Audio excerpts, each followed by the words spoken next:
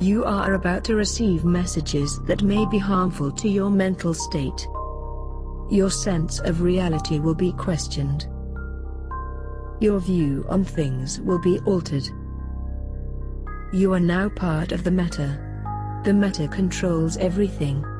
The Meta determines what will and will not happen. You are watching The Meta Show.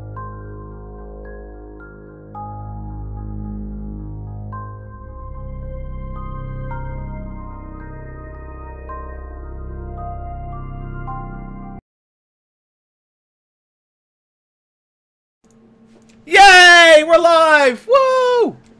Hi everyone! Welcome to the Meta Show! Yeah. We're At least I'm not in my mom's basement. well, you look like you are. So we have a stand-in host today. It says the Matani, but that's not really the Matani because he doesn't wear. I'm pretty sure the Matani doesn't wear Under Armour. We also have Tuzzy in today from Goons, and our international segment will feature our wonderful Darth Phelan, who I've known a very long time. And gosh, this is going to be such a fun day. That white Yeah, I don't microphone get looks that. like a giant dildo. Great. We haven't even got started yet. Oh man. Oh, and we had our first subscription. 29 frickin' months. Holy shit. Oh yeah, that's right. Mittens is at some Eve meet in Chicago, or California. Hey, he's somewhere. I guess he probably won't be here for the Meta Show. I didn't bother to check if he is going to be here. But anyways, I got a stand-in host, so I'm kind of lost because usually Mittens is here to like talk, and I didn't finish filling out all my stuff I was supposed to fill out before the show. I'll do it. I mean, I'm enjoying my new title. I've got a lot of degrees that I'm going to make, ladies and gentlemen. So Go yeah, ahead, you do your paperwork, but I got this. So first things first, as always, we try to do a station identification. We made this really awesome video. We're gonna click the button in here.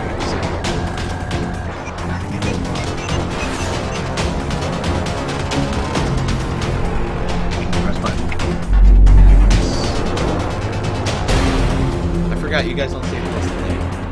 Oh, there it is. Oh. I might have to share my screen, but I'll do it later. But yeah, that's our station identification video. It says Tuzzy's drinking Mr. Pibbs. Nope. It's a fine can of Dr. Pepper. All right, so today's show is going to be interesting. It's going to be crazy. It's a little bit chaotic. Mittens is not here, as you all have found out. He is off partying, doing the horny white boy lifestyle thing.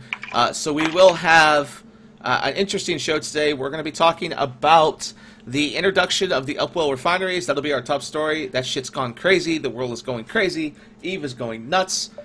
In the background, you'll notice that we have Jita sitting back there. It's wonderful. Our international segment today will feature Darth Phelan. He's a member of our Russian community. I put Dutch. Wow, I'm an idiot. Old school Russian friend of mine. I've known him a long time now. And then, of course, in Nullsic Power, we'll make fun of PL. We'll talk about more Russian renters dying. I think it was the same exact system where 7 supers died just a couple months back, and now they've died again. 7 more.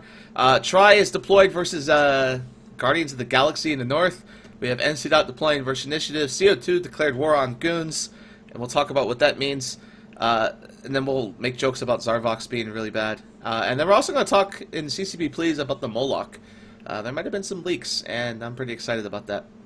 So yeah, we'll get started right away. And first, before we move on to top story, we will say, dear leader, your red shirt's looking wonderful today. Thank you. And that comes from the Pox Box. We also have a donation right away from Drink Cum McParstrode. I coughed through the microphone just like that at home. I'm so thirsty. That's, of course, Shirar, if those that don't know his moniker. He does some great great monikers. So, the Moloch, is that how you call it? Is it the Moloch? M-O-L-O-K or Moloch? That's how I would pronounce it, Moloch. Yeah. Okay, so yeah, Isn't that I don't know how else you would pronounce it. yeah, I want to take a moment also, as I tend to forget this, and Mittens does it for me.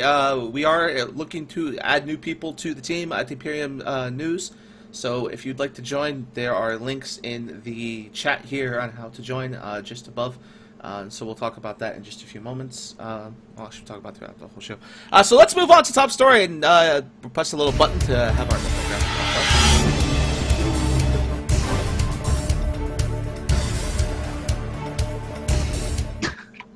It's such a great infographic. So top story today is Upwell Refineries. I'm going to release the Reddit post because that's where all the tiers can be found, and they're pretty fucking golden.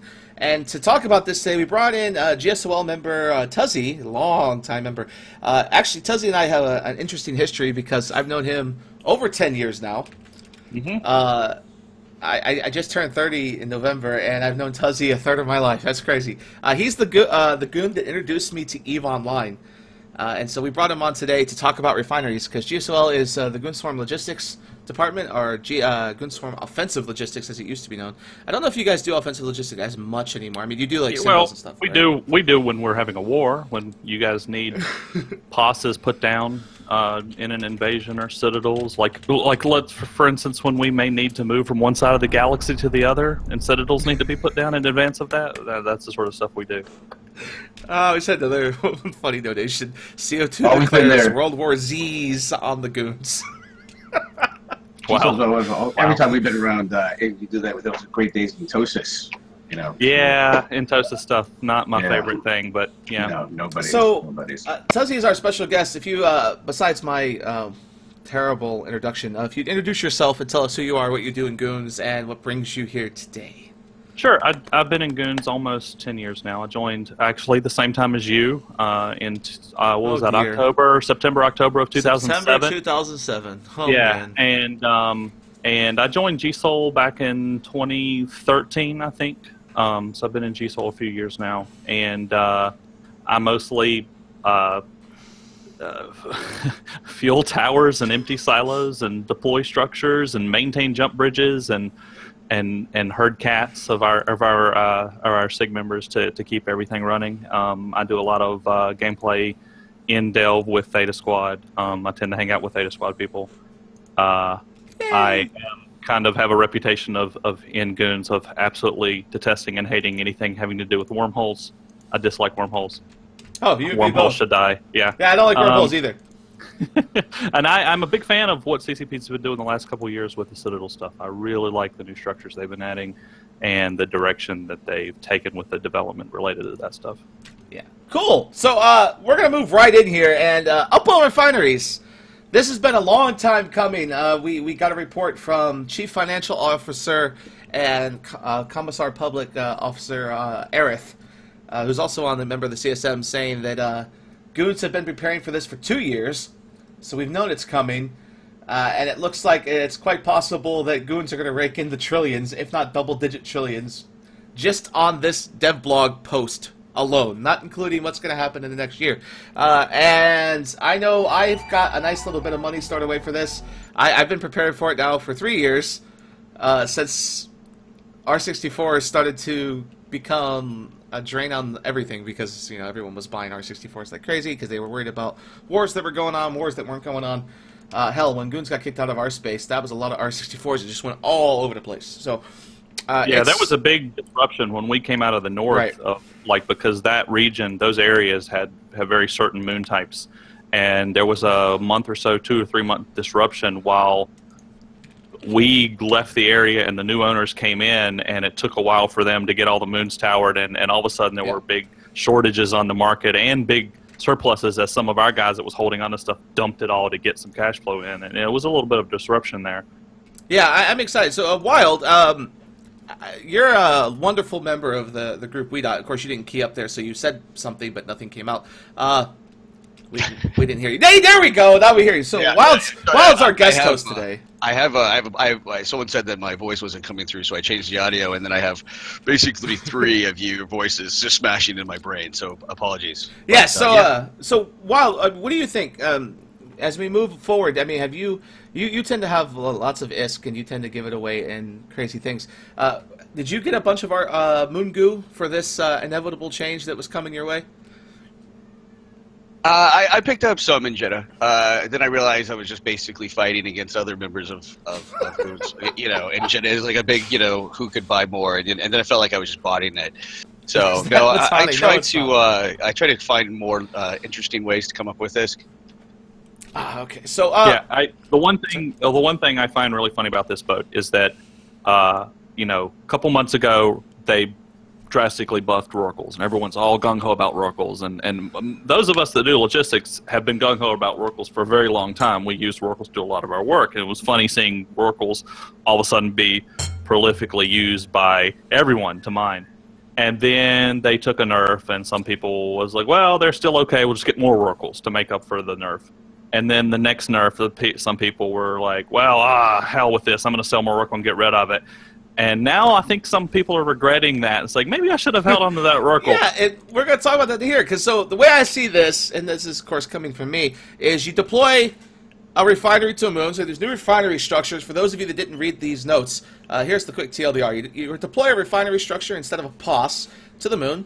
You frack the moon. I call it fracking because you're just pulling a giant chunk off the moon. Isn't that? I thought that's what CCP calls it too, right? They didn't use the word frack. I'm not sure, but as far as I know, it's fracking, and then you wait 2 weeks or a day in some cases. Yeah, it's called fracking operation. Okay, fracking operation, perfect. So you frack, you wait 2 weeks, you go to the belt that gets spawned, like it shatters the rock. Hold on, it's not exactly 2 weeks. It's a day to 2 weeks, right? Well, yeah, it's when you drop it and you start the mechanic, whatever that is, you have a choice of how long you want it to take, and the longer it takes, the bigger the belt will be. Okay, so you frack it, and then once that's done, it shatters into a belt, and then you go mine the belt, and then you get whatever that belt is, that moon will be like a majority of the thing, so like say maybe 70%, 80% they haven't said, and then the rest will be randomized, including up to moon, regular asteroid stuff.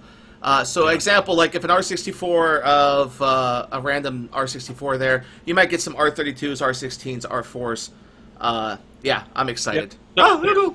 One of the discussions that we've been having a lot on Mumble is, and CCP didn't say this in the devlog, and Fozzie did a follow-up Q&A a day or so later that I haven't read yet. So maybe he answered this question in the Q&A. I've just been really busy the last couple of days. But there was a question of, okay, so you have a Dispro moon. You do this on a Dispro moon. Does that mean the entire belt is going to be 90%, the equivalent of what Dispro rocks would be? Or, and maybe there might be some silicates or, some kind of R4 or R8 mixed in there. In other words, the question was, are we going to have to tower silicate moons to get silicates still? And mine for silicates? Or is this stuff going to be, is the lesser value ones also going to be in the high value belts just as a percentage, the way that kind of the current aura mineral dynamics work? I have this feeling, and Wild, I want to hear your opinion on this. They're not going to do that unless they're using their brains. And if they don't do it, I think the market will crash.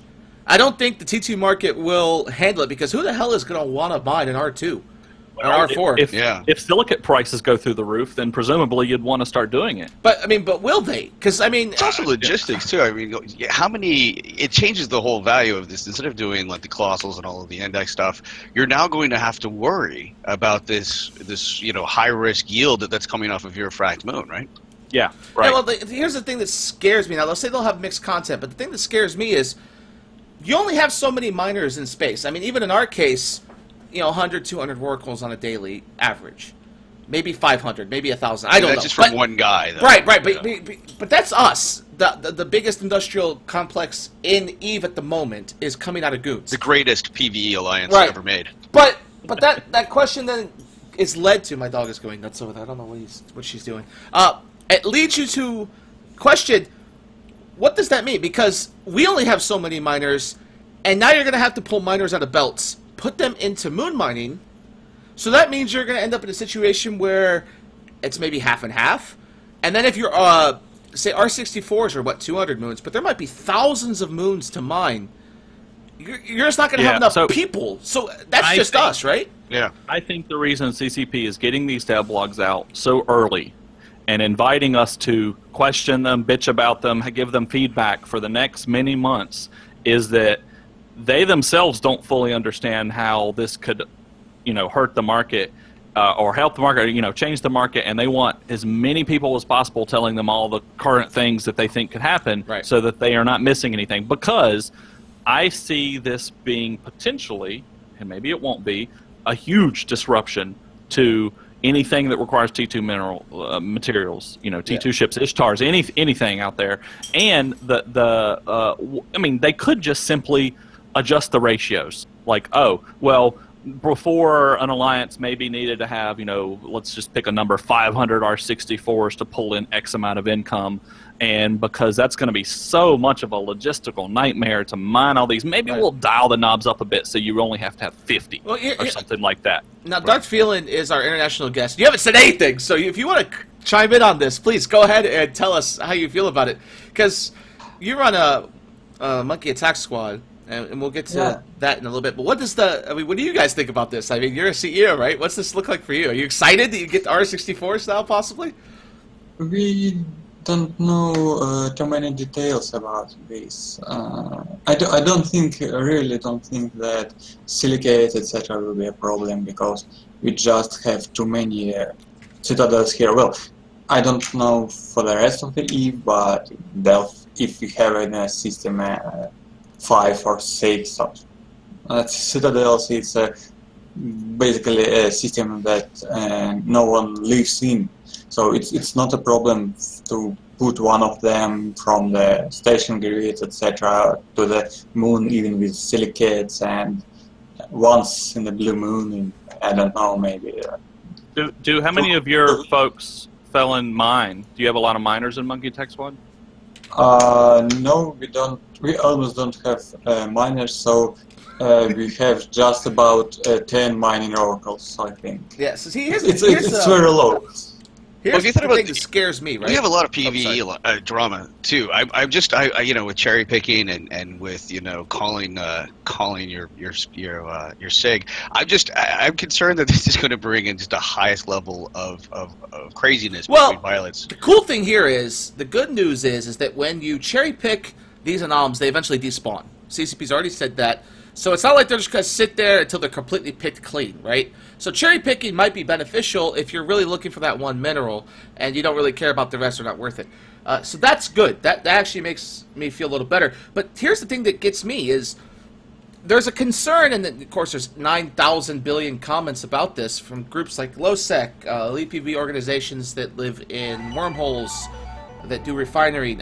Things that this devblog points out is no more refinery in HiSec.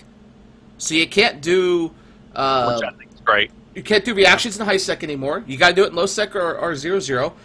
When it comes to LowSec, the way they tend to do it, and as far as I'm aware, they tend to divide up the moons. So, like, you get these group of R64s, we'll take our group of R64s, and it's just a passive income to pay for their free ships, so to speak.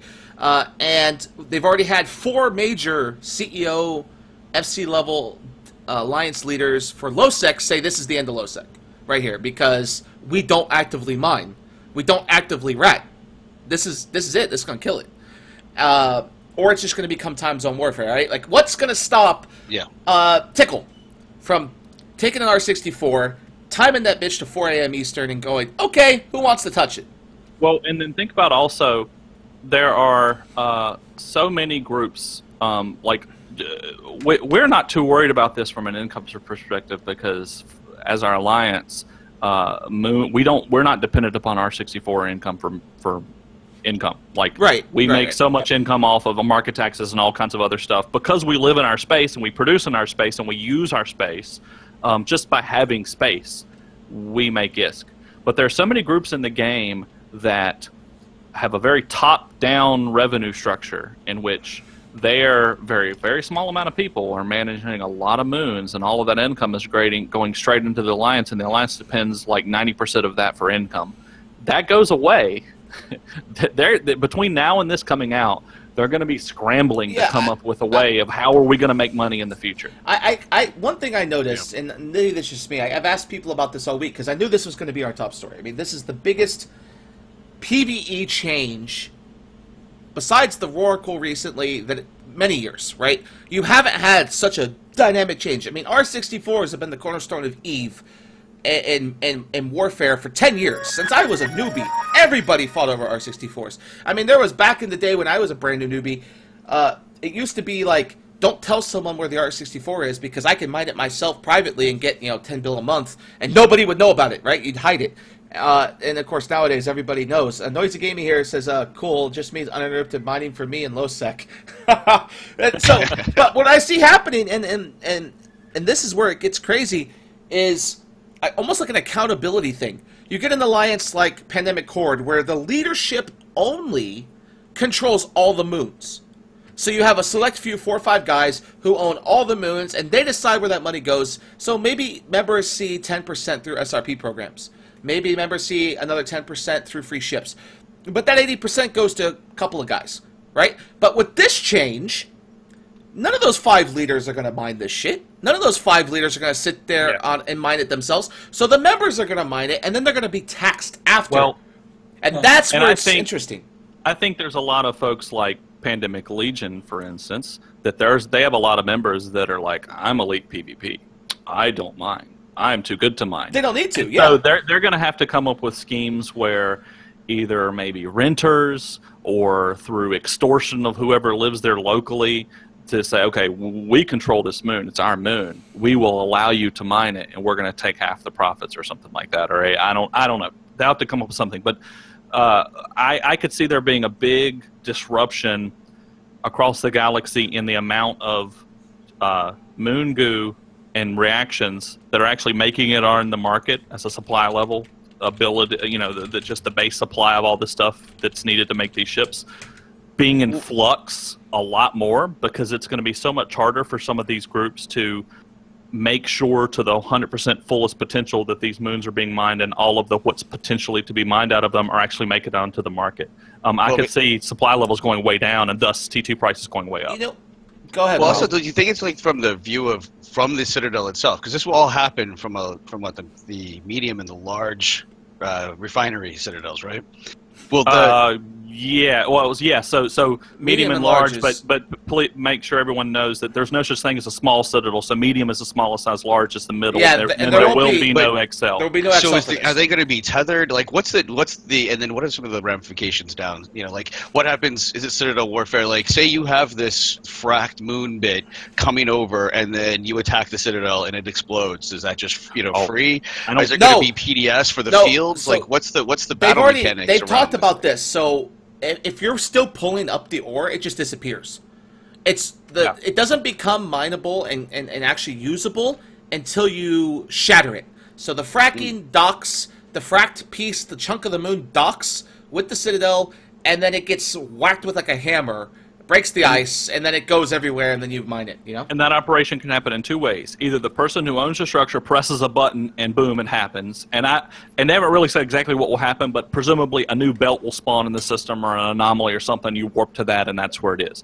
Or if enough time passes where no one hits the button, after a certain amount of time, it'll just automatically do it. Like, I don't know, a day, a week, a month, however. You know, they haven't really said what the amount of time would be. Yeah. But here's the crazy thing. So someone says here, please stop calling all structure types citadels. The Citadel is one of the structure types of refineries either. I don't care. I mean, I'm going to call it citadels because it was the start of this was the Citadel patch. Maybe it's changing, but it doesn't matter to me. I'm going to address it as citadels because it's all the same Citadel mechanic.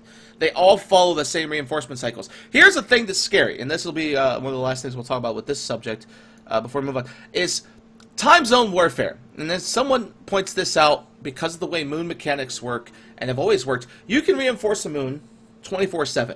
It does not matter what time of day your alliance exists, you can go reinforce that moon. Now, when it comes out of reinforcement, that can be timed and controlled to a degree. But, you had things like kiting and being able to kite a moon. You don't have that with Citadels anymore. And so does this mean that a downtime alliance that's got 200-300 guys for downtime is going to be look on Wild's face, going to be protected? If you got a group that can dominate a time zone, if you remember 9 years ago, Band of Brothers dominated Eurotime. Nobody played during Eurotime against Band of Brothers. They just controlled that time zone. So you get an alliance that can control a time zone. Does that mean that they're safe as hell when it comes to moon mining? Like, what happens now? That's the question I have, and we'll see. Yeah. We'll have to see with that, Because sorry, DBRB? I'm sorry. Go ahead. Yeah, and it's even our Delva and Querius endeavor against total voltage, dangerous voltage, and etc. shown that it's not a problem to control time zone, that is the Russian Far East, etc. Yeah. Chinese time zone, let's tell here, because well, basically in I think 50 active people, they were successfully, to some extent, not completely successful, the attack of the Soviet Union, etc., even without help. Yeah. See, here's the thing that's interesting. And I want to quote, actually, I want to go ahead and quote a friend of mine that's Russian. He said, "Fuck Tickle. We don't form up that early. I'm not getting up at 6 a.m. in Russia to go fight them, right? And even if the time zone's 2 or 3 a.m. for us, that's something that, you know, even Russians don't want to go deal with Australians, and you know, but in the case of Goons, we've got, you know, these new Chinese corps, PLA. We've got, I think, a Japanese corps now. So we've got hundreds of people that do time zone warfare. So for us, I don't think it's a problem. One last thing before we go, and then we'll move on to the next subject because we're getting kind of crazy with this top story. I think the next thing you're going to see out of this is localized economies. You're already starting to see it. I think you're already seeing it. You already see it with asteroid belts, where people are starting to say, "Fuck JITA. It's too much of a pain to haul it 10 jump freighter trips to JITA to get my money's worth. I'm gonna do it here." And with moons changing, I think CCP is moving to that aspect where you're only gonna go to JITA for specialized things. You're gonna go to JITA to get your officer mods, your faction mods. You're gonna go to JITA to pick up your faction battleships that you can't get in your own region. And it's going to change the mechanic a little bit. And I think it's going to be crazy. Wow. Well, I see that. I question it though, because you know, I feel like we might only see our side of the world. I feel like there's a lot that works for us. We have a great bureaucracy. We have a great number of players, and you know, and all hail the state. We're really the best at what we do. But you know, there's that low sec faction warfare. You know, we think of the block level. Yeah, I think the blocks are okay, but there's a lot of players that are going to be just. But they live in low sec and high sec. I mean, yeah. They just go to whatever their local trade hub is, or JITA if they can't find it there. That's how they're. I mean, their local trade hub in low sec is our 1DQ1. Yeah, Foss said earlier that the Citadel was ref during the pull, that it would start to fall back to the moon, and when it hits the moon, it disperses. But if you bring it out of reinforce, the cycle then continues. Okay, so yeah, that's what we thought.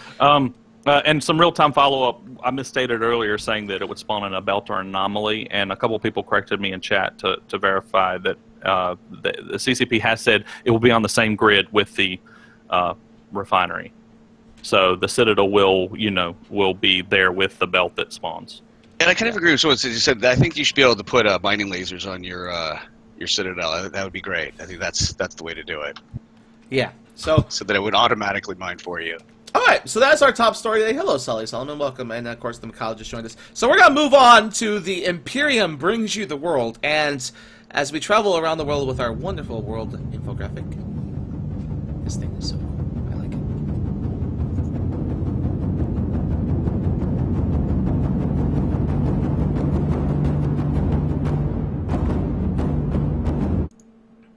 All right, so we have a special guest with us today, and as the Imperium Brings You the World, we bring you to the wonderful world of Russia today, and Darth Feeling is our guest. Darth, if you could introduce yourself to us and tell us who you are and where you come from, and Eve.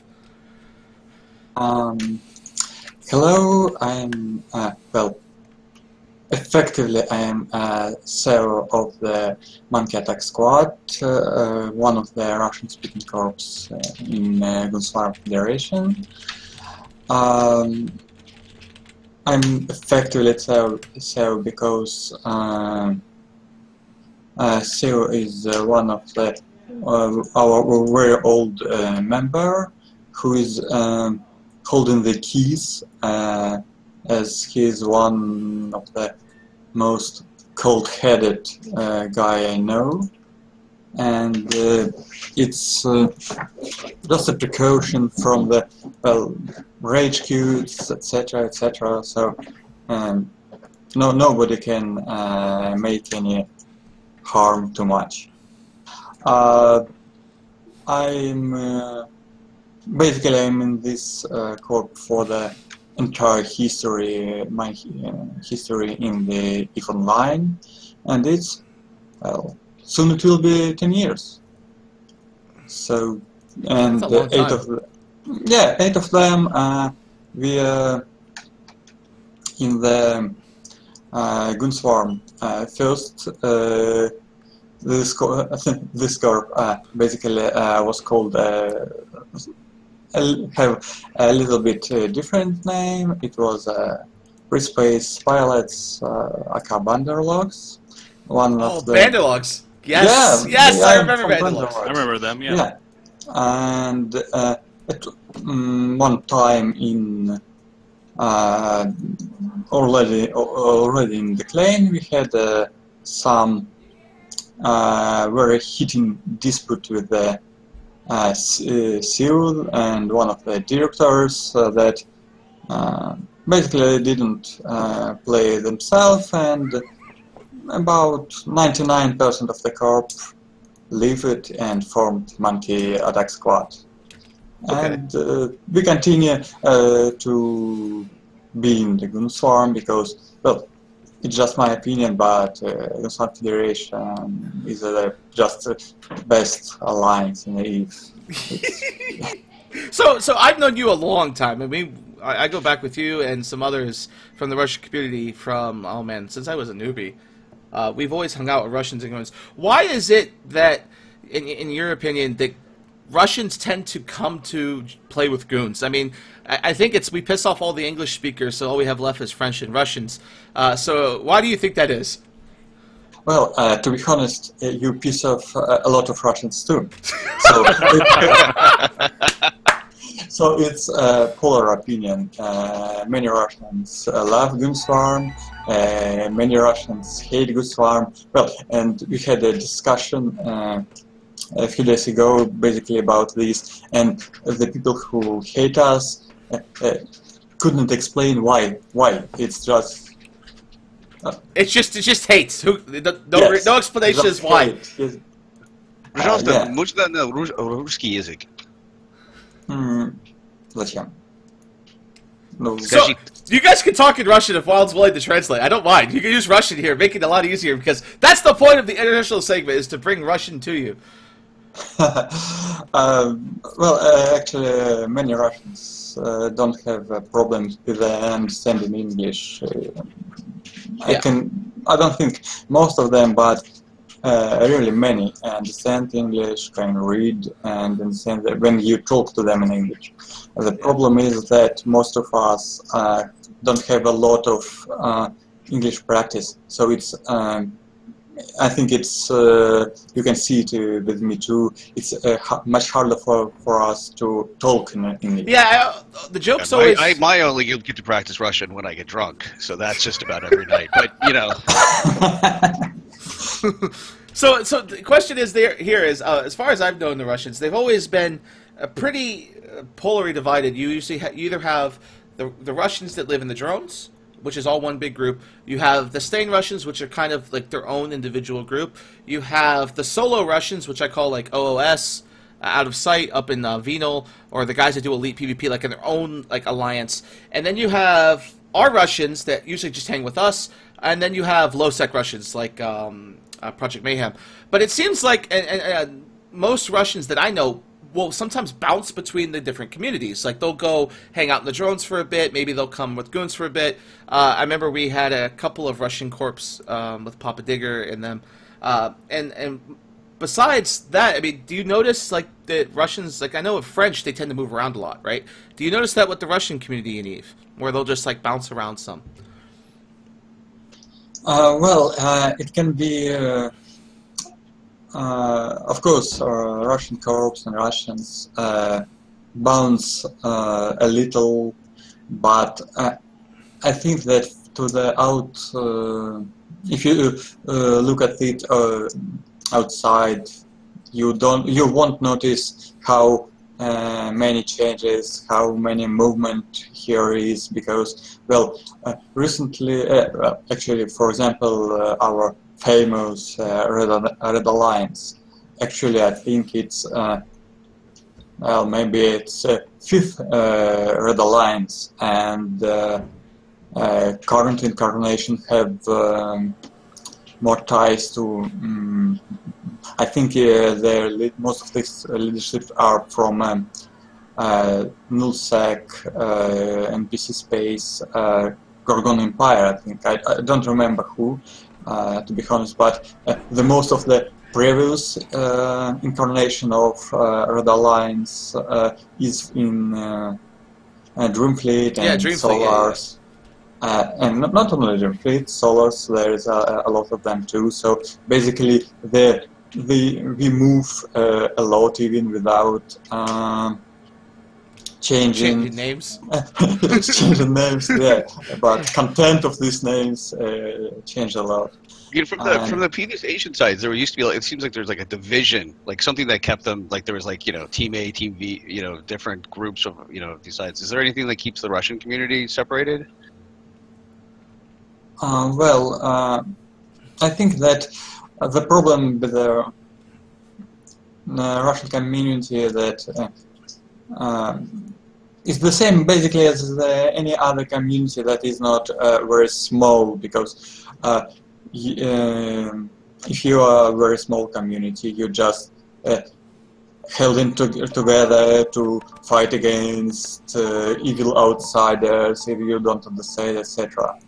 But here, the community is big enough. We have really a lot of members, basically not only Russia, but most of the ex-USSR speak Russian fluently.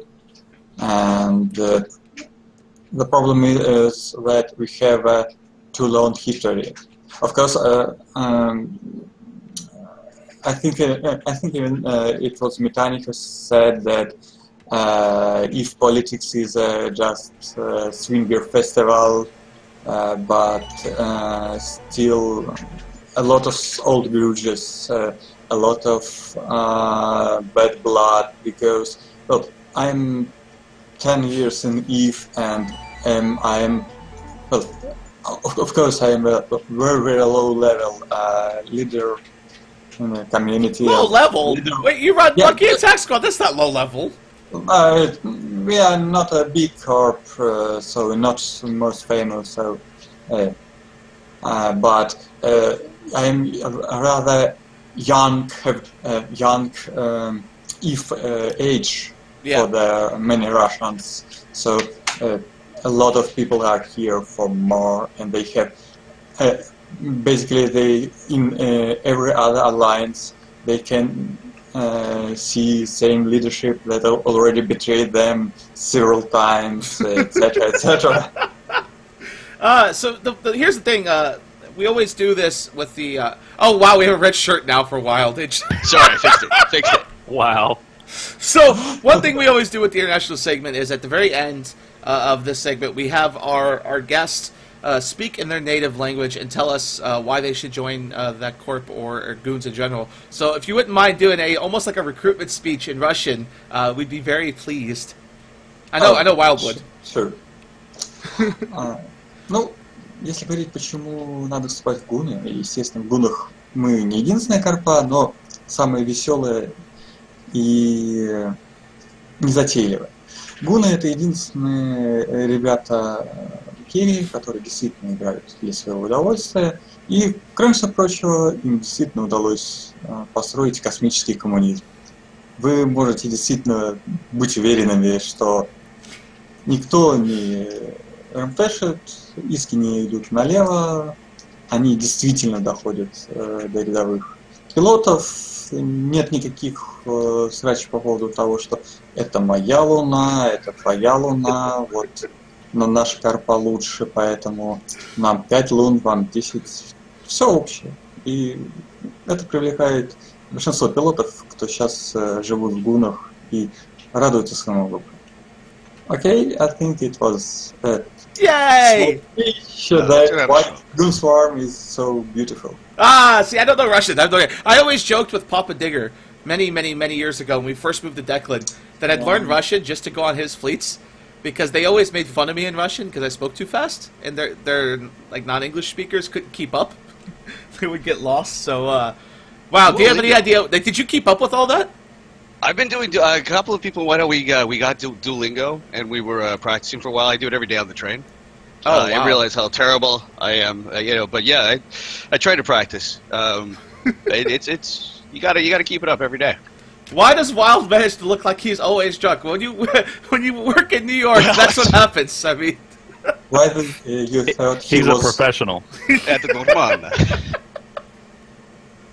all right. So again, that's awesome. So that's the international segment. Are you drinking anything today, Darth? Because all of our international segment people like to drink for some reason. I already ended it. Because it's enough for today. Wait, is there ever enough alcohol? Oh, well, we'll get to that later. So we're going to move on here, and I want to take a moment to, of course, thank our newest subscriber, Kanonov. Thank you, sir, for subscribing with Twitch Prime. Of course, as always, make sure you put the Imperium Sigil in chat if you are a subscriber when we do get a new subscriber. So we move on now to our NullSec Power Hour with a click of a button, and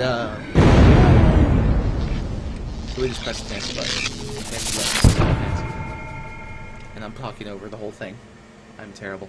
So yeah, NullSec Power Hour today, and the first story in the NullSec Power Hour happened this week. Of course, it's the greatest story to come out of the NullSec Power Hour in a couple of weeks. PL lose a ratty Titan in tribute to none other than a bunch of Russians. For those that weren't there, didn't see this, or didn't read about it, the Titan was busy ratting and was not aligned. The Russian group, Out of Sight, and a couple of others were formed up to do a strategic op with Triumvirate. As we know, Triumvirate is up north right now. And just found this guy. They were just roaming around and found him, and it was hilarious. It says, boat is so bad. Did I There was link pretty the wrong good link? video of this kill, too. Oh yeah, the video was amazing. So it was a Rattlesnake fleet, then Caps, and they didn't lose a single Cap. Like, they dropped this thing and then walked out. And I'm going to give you a quote here, and this comes from a source inside PL. I can't tell you who the source is, but he is one of their famous FCs.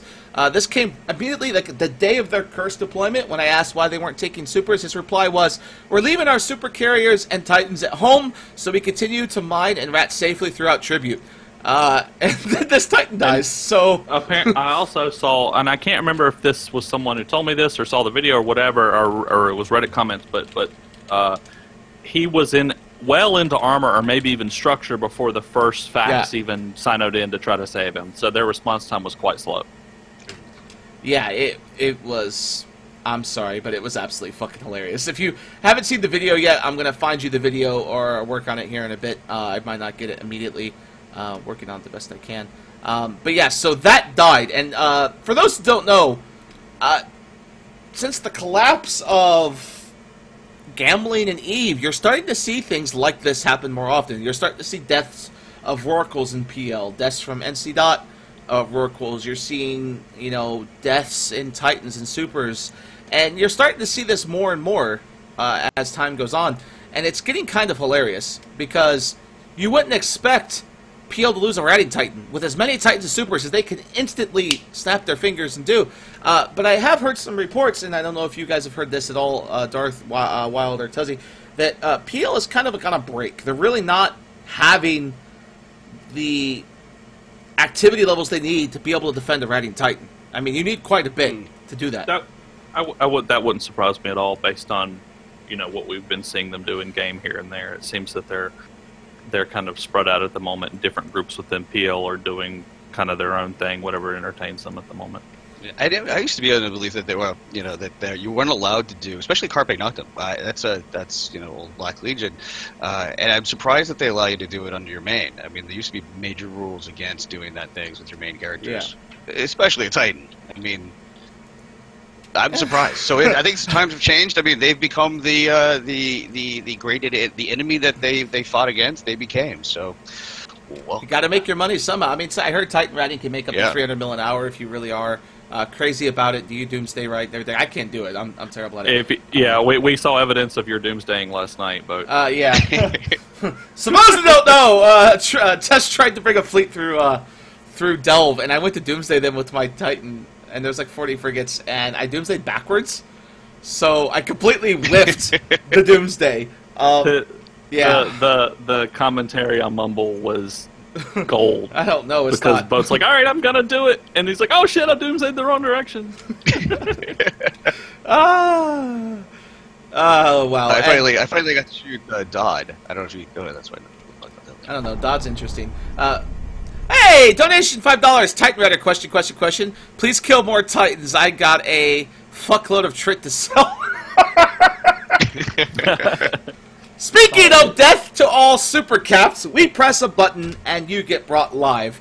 As we know, just a couple, I'd say about a month or maybe two ago, our friends in the north, the renters that belong to Care for Kids Empire and Shadows of X-Death, lost 7 super carriers just about a month ago, and here we are again! 7 more super carriers have died, and it looks, based on what I'm seeing and the people I've talked to, they were baited on a free ratting carrier. Apparently the ratting carrier gets tackled, and their standard protocol is, okay, one of our ratting or mining ships gets tackled, we drop in these supers, the system is sound jammed, it's nice and safe. Oh, you mean you have your own supers? Oh, you mean they're still here after a month? Oh, fuck. Yeah, I was gone earlier today away, and I came back home, and I have a specific Twitter list in TweetDeck that's like the Z-Kill list that shows you any kills above 1 billion ISK. And I noticed that thing was just like scrolling with losses, like, whoa, what the hell's happening? So, I mean, some of these have 0 fit whatsoever. Some of them have no tank. Some of them have no capital plates. They are rutters. Yeah, it's I know. Rutting feeds, so it's full low of the damage modes, etc. They just didn't even, they weren't bored to refit it. Now, do you know these guys from Shadows of Death? Do you know this particular group? Are they known to do stupid shit like this on a frequency? Like, is it like a routine for them, or how does that go? I wasn't in the Shadow of Death, even on an arc, but yeah, I heard that it's pretty common for them because it's even a shit fit super is hard to lose. So you're just too lazy, you're overconfident in your capabilities, and even if you have 10 supers, you feel that you can do anything at all. I just looked at one of the kill mails randomly, and this guy's he's missing a mid slot. Link it, please. Link it. And he's got 5 DDAs in his lows. Yep. So those dank he was missing mid slot and 5 DDAs. The other one I looked at had no plates, no rigs, 4 DDAs, a damage control, 3 tracking mods. So these things probably have less tank than some carriers in some cases. I know my Nyx is shield tanked, and it has 15 million hit points, so I know I can go in and do a little bit of stupid shit, but come on. According to this loss, he took a total of 1.6 million damage. That's disgusting. I know battleships that eat more than that, so... Yeah, I don't even know what to say about this. It's so shit. Hey, another donation! It says, thanks, Boat. Thanks for finding the noobs to buy my Trit. 1 second, I'm tabbing. He's selling his Trit. Yeah, that's the thing, is, wow, I don't even... I can't reply because I did some dumb shit yesterday. I literally gated chased. Just found a second one. This guy's got 6 DDAs in his lows. I'm linking this one now. I chased in my Nyx a Waffles destroyer fleet yesterday, like 12 jumps. I gated with them, trying to kill them, until I finally realized where they were going and jumped ahead of them. And then I suicide tackled one with an interceptor. My interceptor died, but my fighters got revenge. I was happy. Yeah, this shit's hilarious.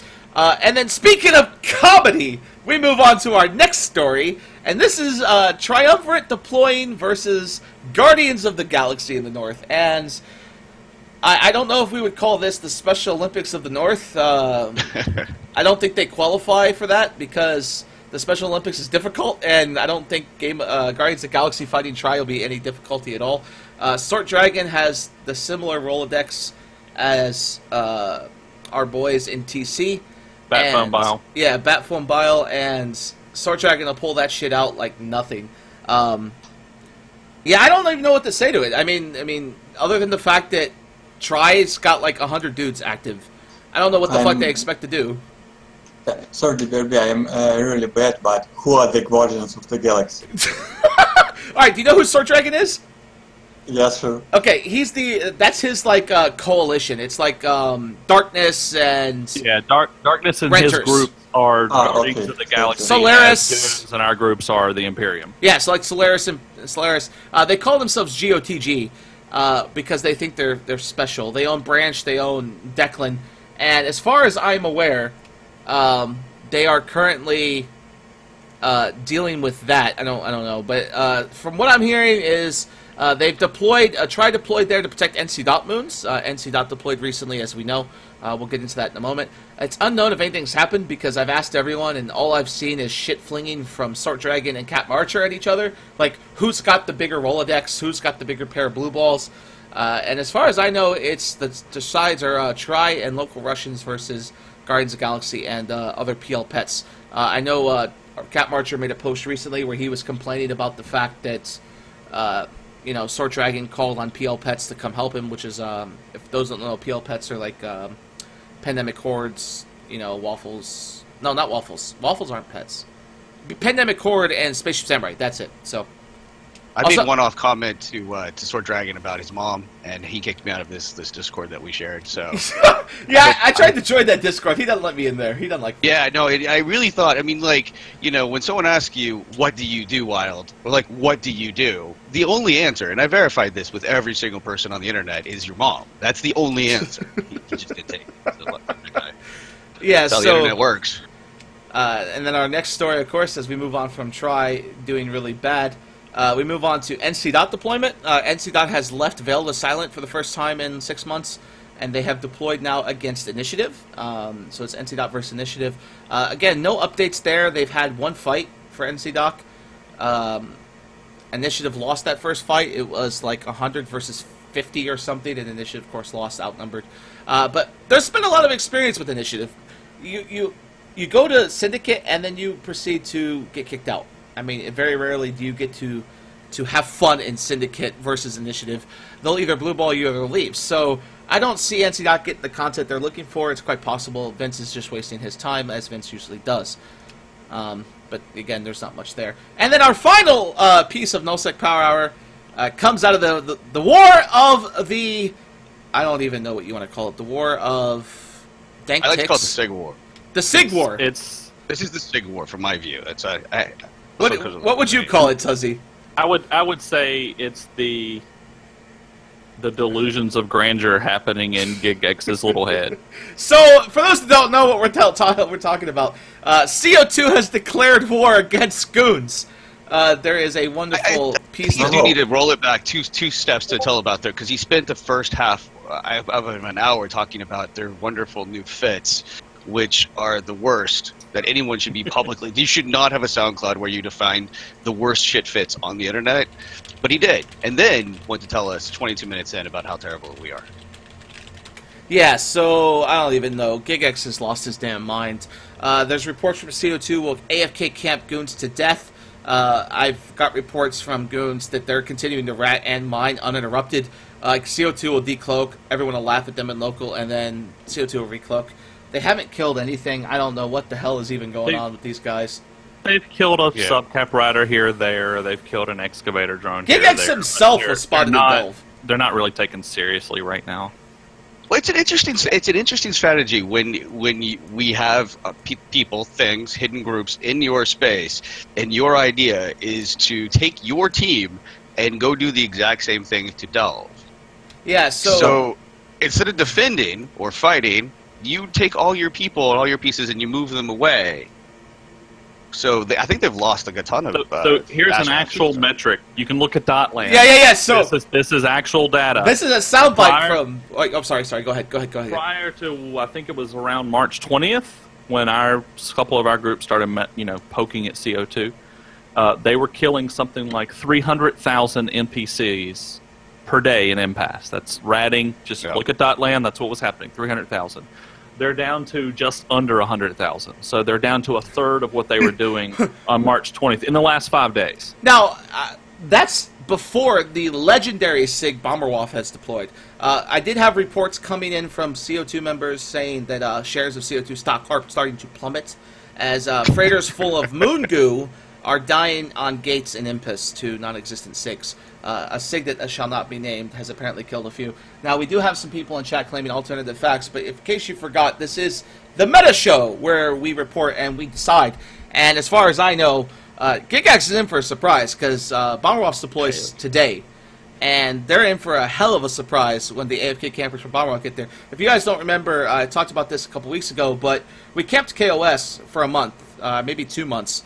And we took their ratting down from about 150,000 a day, or maybe even a week, I don't remember the exact numbers, down to under 1,000 for the entire bit of their space per day.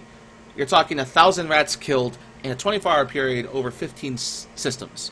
Yeah, I think you're looking at the .lam metric, which is in the past 24 hours, right. which shows a little count on a system. Yeah, yeah, that's 24 and so hours. it's disgusting how bad it can happen. Now, of course, I do enjoy that this is the stunt Hornet fleet. He's basically that's the only thing that we deployed, and it's Gigax has really just been concerned about. You know. Yeah, Gigax saw a few guys show up and tackle Oracle. Like I tackled Oracle yesterday, what, 30 minutes, and it was hilarious how they responded. They dropped supers, they dropped carriers. It's not hard to despise it. Like, I mean, it's, you know, there's been this one dude who keeps joining and leaving, getting kicked out of every corp and goods. I feel like, how could he be so bad at Intel? Like, you need to hire better people. Like, at least watch the Meta Show, because I think that's where he's getting his data. So, now you've told him that Bomberwolf plus Stunt is out there, so you've ruined the Intel boat. Wait, who's Stunt? I don't know who that is. Do you know who that is? I don't know who that is. Well, so, I mean, I guess if Gigax, if you're listening, no one's out there. Just Gigax won't come watch the show. I don't know why he doesn't like watching the show. Oh, hold on a second. Something just blew up. That was 23 minutes in. He tells us that this is where he gets his... Oh, Firesides, too. So. Yeah, so we have a few moments here. We are out of time, but of course, my favorite thing to have on this show is CCP Please. So we'll move to CCP Please really quickly. Please, sir. I want some more.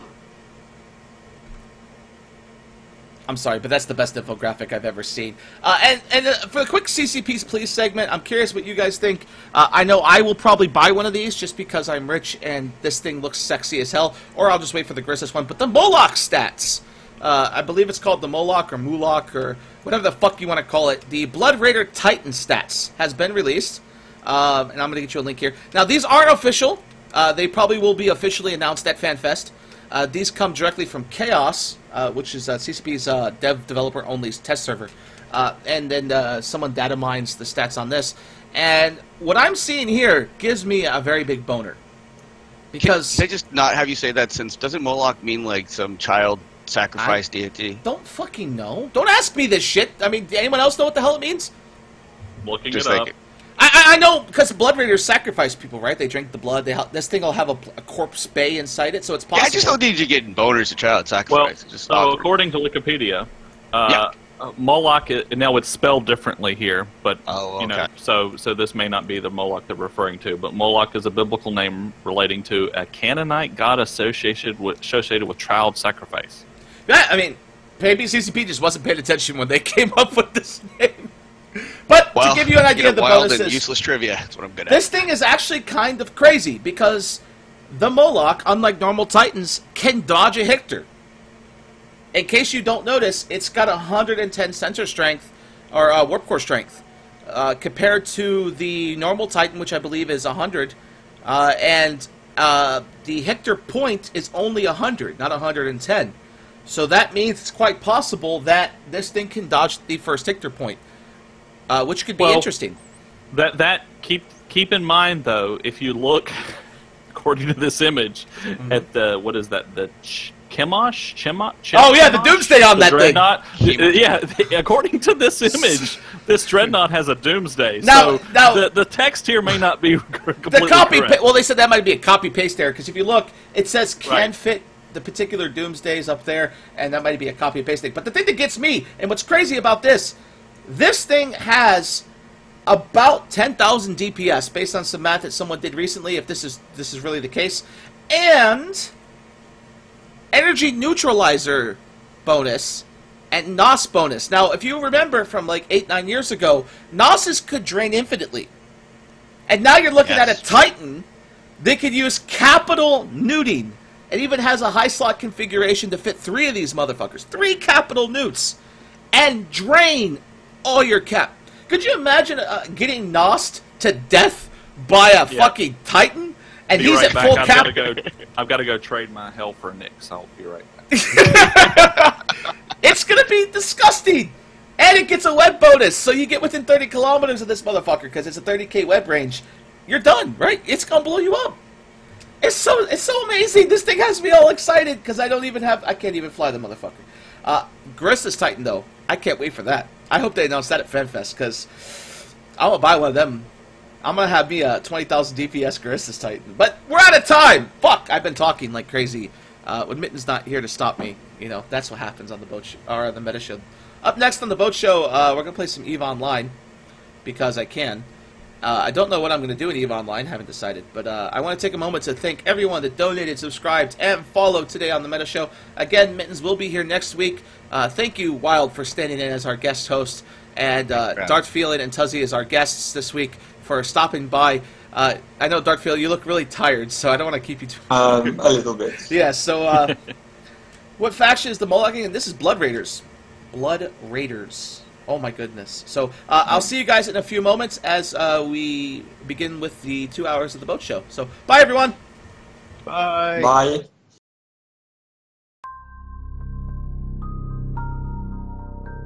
You are about to receive messages that may be harmful to your mental state. Your sense of reality will be questioned. Your view on things will be altered. You are now part of the meta. The meta controls everything. The meta determines what will and will not happen. You are watching the Meta Show.